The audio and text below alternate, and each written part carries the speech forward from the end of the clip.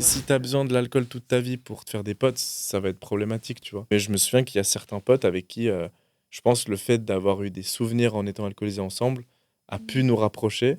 Mais par contre, les amitiés sur le long terme, clairement qu'elles se définissent pas autour de ça et heureusement. Mais aujourd'hui, c'est plutôt ce challenge de dire, bah, comment tu fais pour, atteindre ces niveaux sociaux, enfin ces rencontres Oui. sans alcool?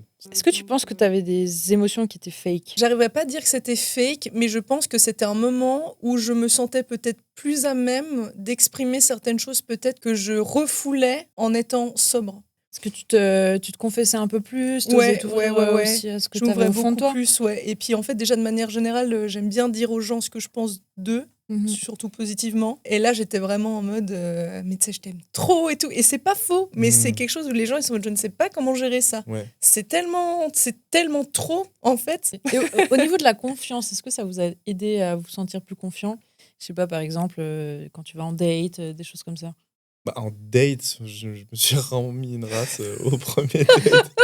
«Ah, tu veux boire quoi?» «Bah, bouteille de blanc Bouteille direct». de Non, blanc, non, on ça se la non. descend direct. Mais c'est clair que oui, quand tu sors et que tu es dans des bars ou en boîte et tout, bah, en fait, ça te donne une illusion de peux tenter et que du coup, si je me prends un refus, de nouveau, ce que je disais, c'est que tu le t'en fous parce que tu es avec tes potes, tu rigoles et tu te sens un peu invincible, je trouve. Il y a une sorte de cap d'invincibilité où Mhm. je pense que c'est aussi pour ça que tu as des gens qui se battent quand ils sont Ouais, bourrés, ouais. parce qu'ils ont l'impression que, bah, de toute façon, j'aurais pas mal. Tu peux aller dans toutes les émotions différentes parce que tu as Mm. l'impression que tu as une sorte de protection autour de toi. Moi, je me souviens qu'il y a des gens avec qui j'ai eu des gros fous rires et je pense que ces gens-là, s'il y avait pas eu l'alcool, on n'aurait peut-être pas matché tant que ça, tu vois? Ah On ouais, tu n'aurait veux dire pas qu'en gros, rigolé. ils sont pas drôles? Mhm.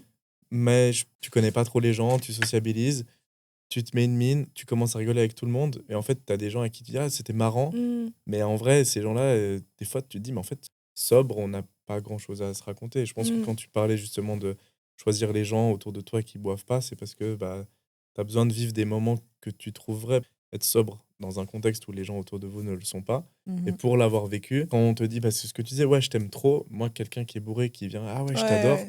ça n'a aucune valeur parce que Non, non, du coup, je me dis: absolument. «C'est une exagération totale». Absolument. Tu es dans l'euphorie du moment, tu me complimentes. Alors, à la limite, si tu me dis juste: «Ah ouais, j'aime bien tes chaussures, machin», OK, mais si tu me dis: «Ouais, tu vraiment une bonne personne», mais que tu me le dis que quand tu es bourré, en Ouais, fait, ça n'a absolument. pas de sens.